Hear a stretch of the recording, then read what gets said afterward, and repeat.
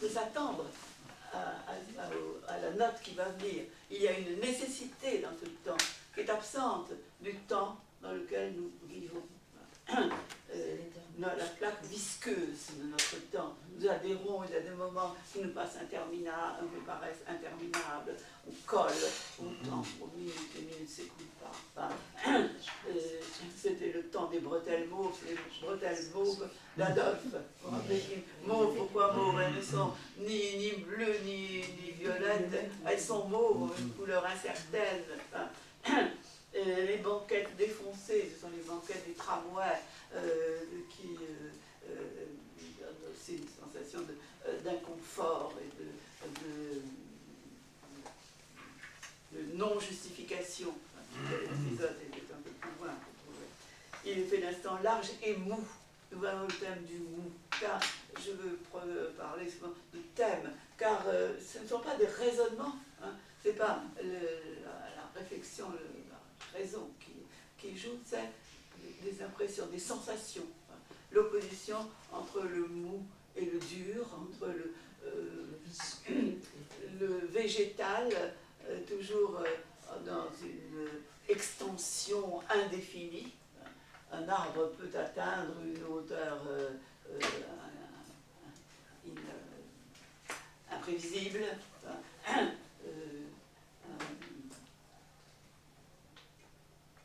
La végétation, j'avais lu ce texte avec vous, certains d'entre vous, la végétation qui peut un jour envahir la ville. Le cercle de la végétation se rétrécit autour de Bouville. Vous vous rappelez cette page de style fantastique, car nous sommes dans le fantastique, c'est l'imagination, l'imaginaire.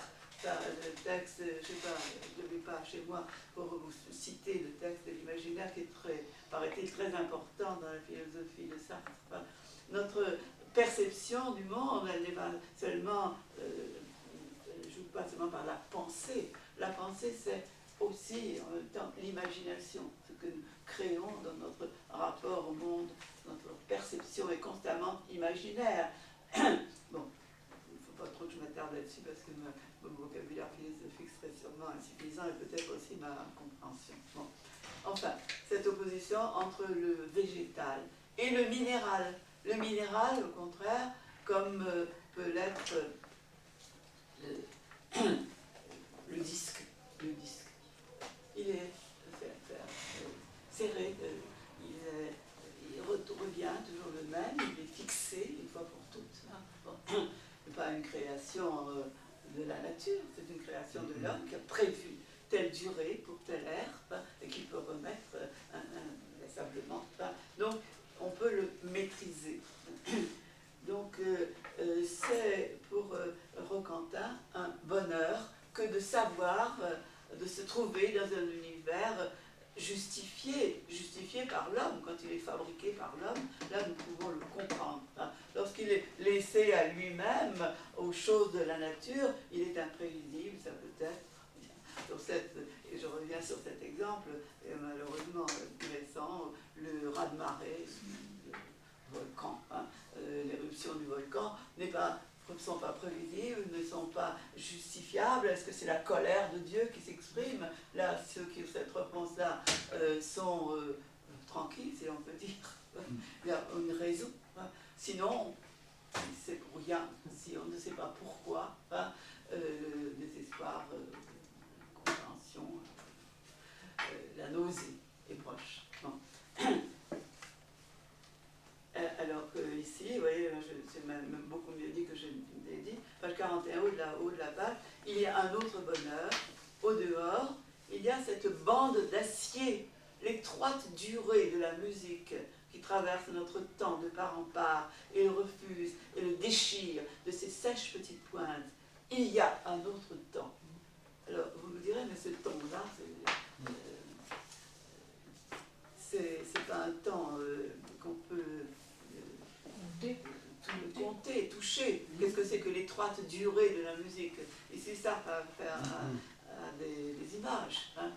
La durée étroite de la musique, la bande d'acier qui traverse notre temps de part en part, c'est une image de la musique, de la mélodie de la musique. Some of these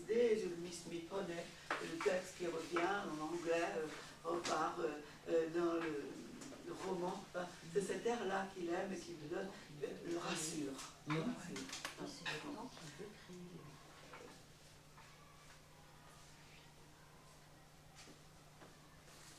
Il y a un autre temps, le temps de la musique. Et par extension, peut-être le temps de l'œuvre d'art. De l'écriture. De l'écriture. Peut-être. À la fin. On va voir le texte sur l'écriture.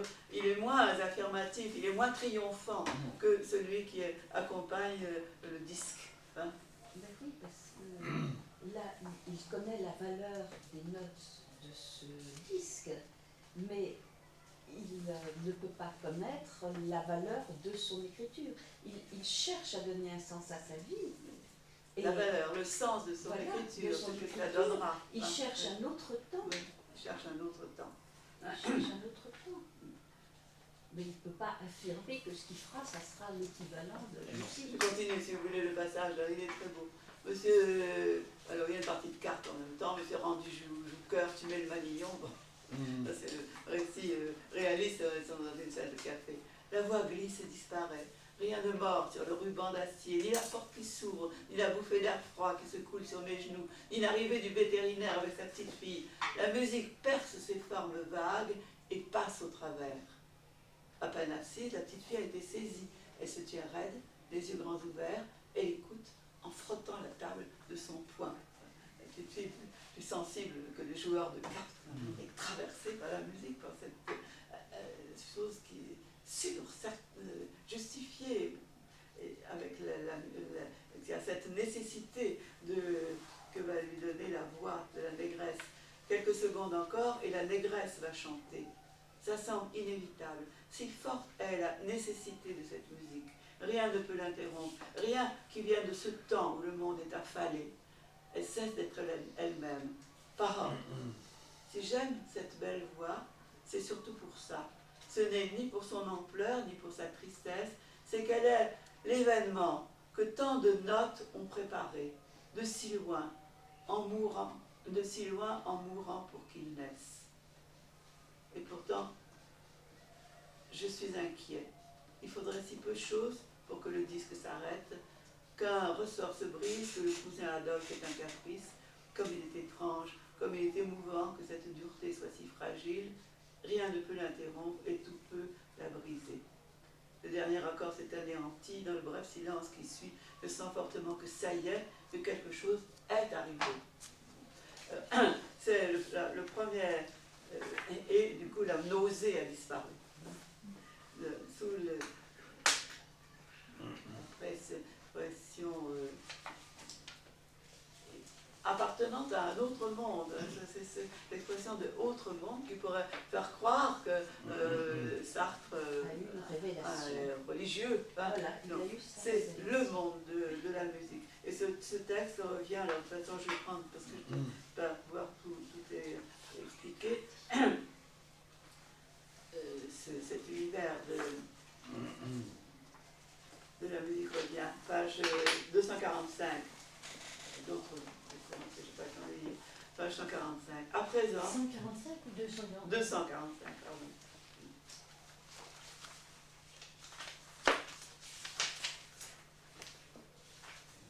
Au haut de la page. À présent, il y a ce chant de saxophone, et j'ai honte. Une glorieuse petite souffrance vient de naître, une souffrance modèle. 4 notes de saxophone, elles vont et viennent, elles ont l'air de dire « il faut faire comme nous, souffrir en mesure ». Eh bien oui, naturellement, je voudrais bien souffrir de cette façon-là, en mesure, sans complaisance, sans pitié pour moi-même, avec une aride pureté. Mais est-ce que c'est ma faute si la bière est tiède au fond de mon verre, s'il y a des taches brunes sur la glace, si je suis de trop, si la plus sincère de mes souffrances, la plus sèche, se traîne et s'appesantit avec trop de chair et la peau trop large à la fois, comme l'éléphant de mer avec de gros yeux humides et touchants, mais si vilains. Non, on ne peut certainement pas dire qu'elle soit compatissante, cette petite douleur de diamant qui tourne en rond au-dessus du disque et m'éblouit.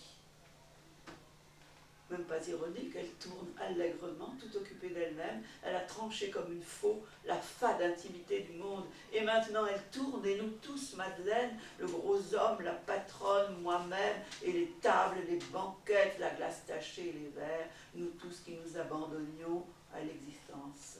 Parce que nous étions entre nous, rien qu'entre nous. Elle nous a surpris dans le débraillé, dans le laisser-aller quotidien. J'ai honte pour moi-même et pour ce qui existe devant elle. Elle n'existe pas. C'en est même agaçant. Si je me levais, si j'arrachais ce disque du plateau qui le supporte, et si je le cassais en deux, je ne l'atteindrais pas, elle. Elle est au-delà, toujours au-delà de quelque chose, d'une voix, d'une note de violon. À travers des épaisseurs et des épaisseurs d'existence, elle se dévoile, mince et ferme. Et quand on veut la saisir, on ne rencontre que des existants. On bute sur des existants dépourvus de sens. Elle est derrière eux, je ne l'entends même pas. J'entends les sons, des vibrations, de l'air qui la dévoile. Elle n'existe pas, puisqu'elle n'a rien de trop. C'est tout le reste qui est de trop par rapport à elle. Elle est. La fameuse distinction entre l'existence et l'être que Sartre utilise, enfin aussi du point de vue moral, si on peut dire, moral. Qu'est-ce que c'est que exister? C'est pas être. Exister, c'est devenir toujours dans un projet pour pencher en avant, pour savoir ce qu'on va faire après et après. Et si on s'arrête, on est quelqu'un. C'est les salauds qui sont. Ils sont les salauds de Bouville. Ils sont les gens honorables de Bouville. Ils sont corsetés dans leur importance, dans leur nomination, c'est monsieur un tel, dans leur situation. Enfin, ils sont une fois pour toutes. Et c'est cela, c'est pour ça que Sartre emploie pour les désigner ce terme très violent. Aujourd'hui encore, toujours, le mot salaud. Enfin, c'est le mot, l'injure la plus ordurière qu'on puisse adresser. Ce sont des salauds parce que c'est leur peur qui les a enfermés dans leur corset. C'est leur lâcheté. Ils n'assument pas leur lâcheté, la peur de l'existence, la lâcheté devant la mort. Il y a le docteur Roger, je ne sais pas si vous vous rappelez, le docteur Roger, quelle belle ride, c'est un monsieur qui est important, on vient lui demander des conseils, etc. Les belles rides, il les a toutes. Enfin, c'est le professionnel de l'expérience. Hein. On vient lui demander des conseils. Mais en réalité, au fond de lui, le docteur Roger crève de peur. Il crève de peur. Hein.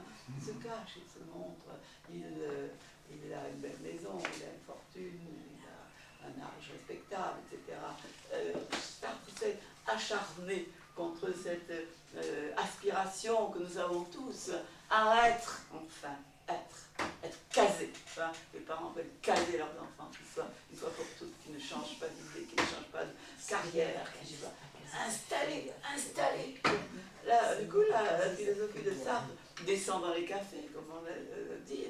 Elle touche le quotidien, hein, elle touche la vie des gens les plus humbles que nous rencontrons le plus couramment. Le fameux garçon de café dans L'être et le néant, c'est tout ce que je connais qui même lui, comme il a comme fonction d'être garçon de café, il joue le garçon de café avec son plateau, virevoltant, etc. Il y a une très jolie et comique et drôle de description de personnage au sens théâtral du mot de garçon de café. Il joue son rôle, je le joue là en ce moment.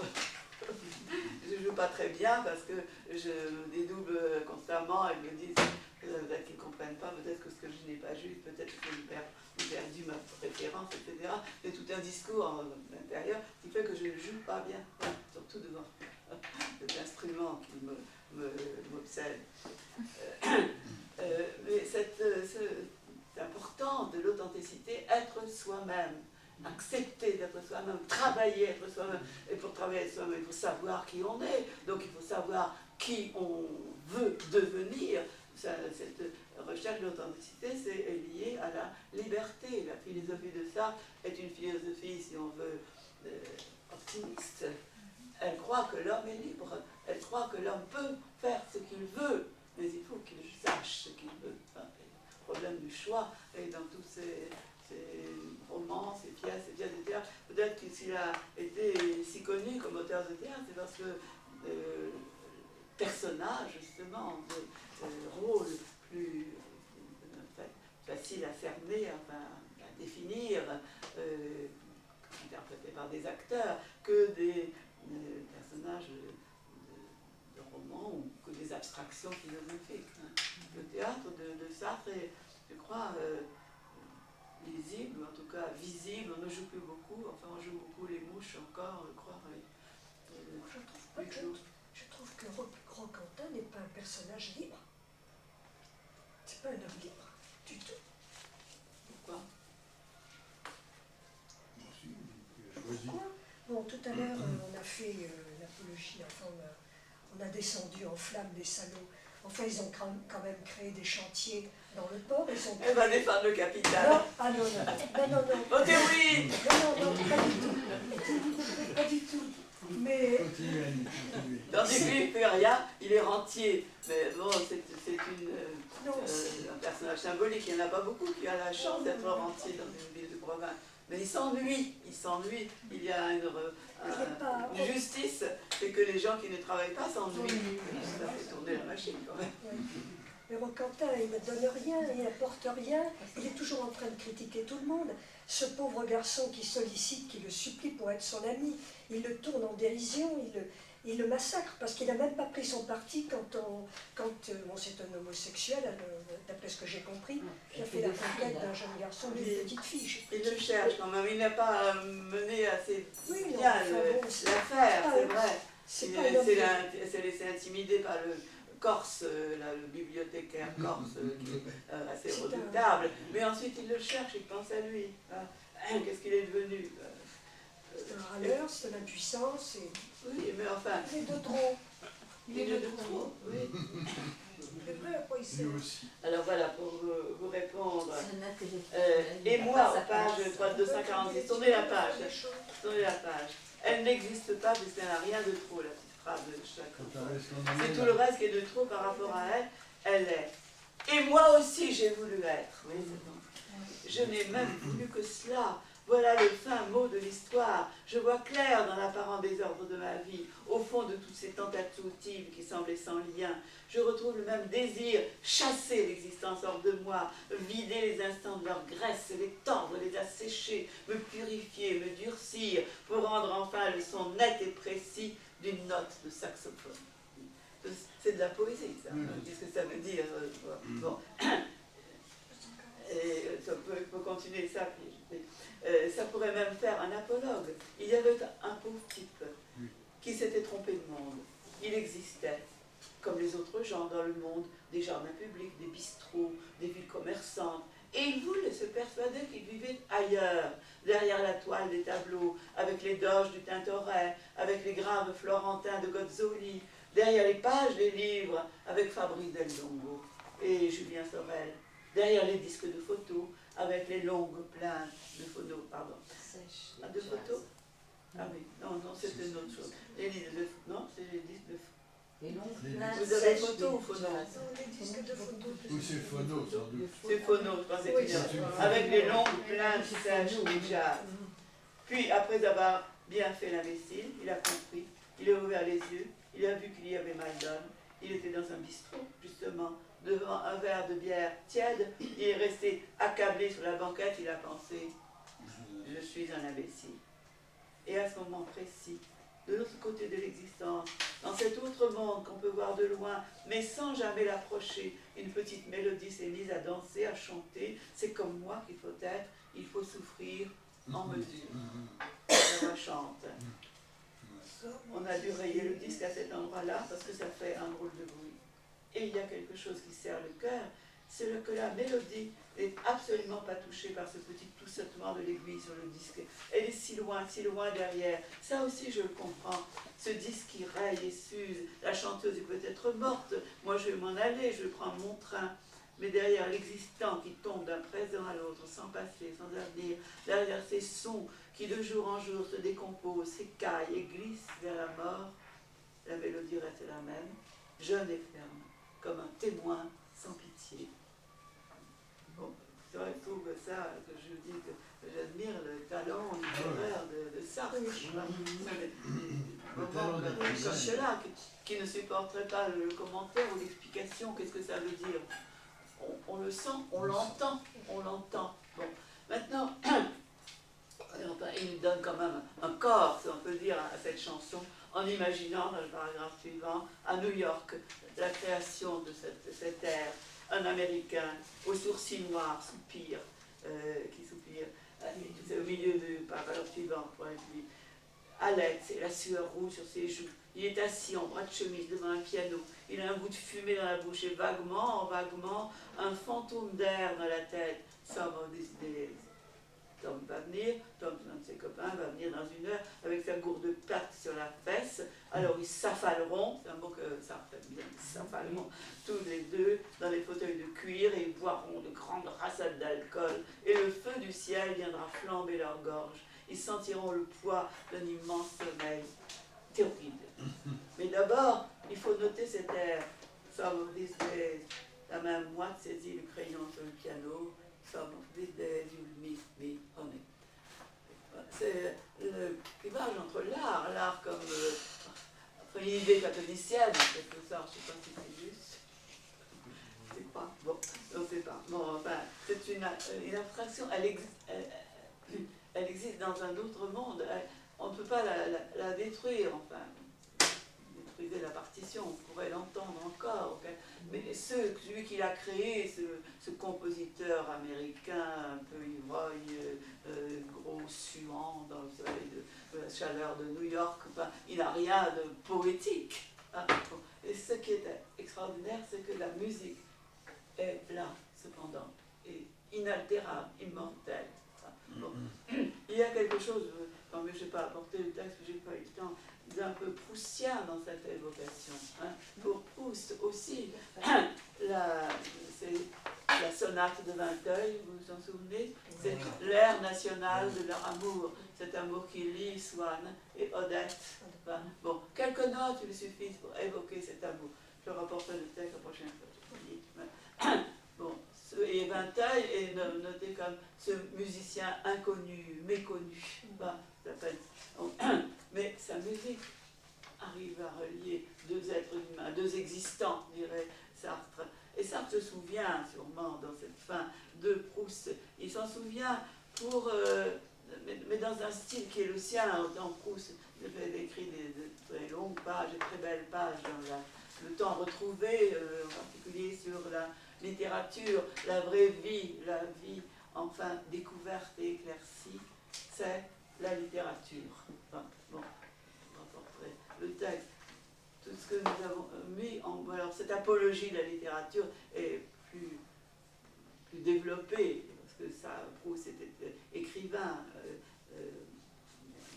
pas compositeur, mais c'est plus développé que la sonate de Vinteuil, quoique je crois que le texte musicien réapparaît dans les différents tomes de la recherche. Je vous rapporterai ça la semaine prochaine. Mais il y a Sartre qui est écrivain, il n'est pas musicien non plus, je ne crois pas, enfin pas compositeur, mais il est modeste, philosophe, critique. Il sait que peut-être ce qu'il écrit, ce qu'il va écrire, ça ne sera peut-être pas bien, c'est la fin du texte. Alors, page 249, je suis là. La négresse chante. Choisit une négresse et un américain et choisit comme personnage les plus déshérités dans le monde d'aujourd'hui. Bon, l'américain, je ne sais pas de quelle couleur il est, enfin, en tout cas quand il est gros, suant, il n'est pas très présentable. Et la négresse est une négresse. Ah oui, je crois qu'il est juif aussi, l'américain, quelque part. Je crois qu'il est juif. Oui. Le juif et la négresse sont sauvés par l'air de musique. Sauvés, c'est un mot du vocabulaire chrétien. Enfin, c'est étonnant de trouver sur la plume. Ils sont lavés du péché d'exister, écrit-il. Voilà. Oui, c'est un peu plus haut. Elle chante, c'est en haut de la page, 249. Elle chante. En voilà deux qui sont sauvés, le juif et la négresse. Sauvés. Ils sont peut-être crus perdus jusqu'au bout, noyés dans l'existence, et pourtant, personne ne pourrait penser à moi comme je pense à eux, avec cette douceur. C'est drôle ce mot de douceur sur la plume de Roquentin que vous avez trouvé si vilain, si méchant. Personne, pas même Annie. Ils sont un peu pour moi comme des morts, un peu comme des héros de romans. Ils se sont lavés du péché d'exister. Pas complètement, bien sûr, mais tout autant qu'un homme peut faire. Cette idée me bouleverse tout d'un coup parce que je n'espérais même plus ça. Je sens quelque chose qui me frôle timidement et je n'ose pas bouger parce que j'ai peur que ça ne s'en aille. Quelque chose que je ne connaissais plus, une espèce de joie. La négresse chante.